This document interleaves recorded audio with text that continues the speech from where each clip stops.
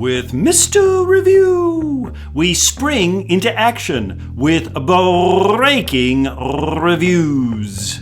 Hello, friends. We're looking at interaction among branches. Government in trees. In our last lesson, we looked at how powerful the president has become. And those powers are rooted primarily in the informal powers. So how do we check this powerful president? Is the president a powerful giant or a pitiful, helpless giant? Well, there are certain checks. One of the biggest checks on the power of the presidency is the 22nd Amendment. The 22nd Amendment says, yeah, you can serve 1 term, you can serve 2 terms, but you're not going to serve 3 terms. You can only serve 8 years. And this limits the president. Oh, does it? They all want to serve longer, don't they? Huh? And let's not forget those Senate confirmations. The president can say, I want this person here and that person there. I want this judge here and this civil servant in this department. And the Senate can say, not gonna do it.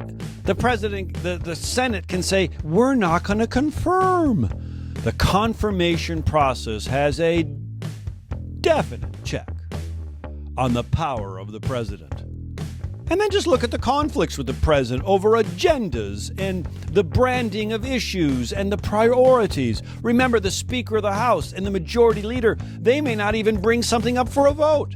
And the president wants it bad. The president in his State of the Union address says, I need this done. Do it now. And the Congress can say, toodaloo, we're doing something else. The power of the president is something truly noteworthy. But don't forget the serious checks on that power delivered. Like, did I say the Supreme Court can check the president? Judicial review. What the president does is unconstitutional. The power of the president is seriously noteworthy.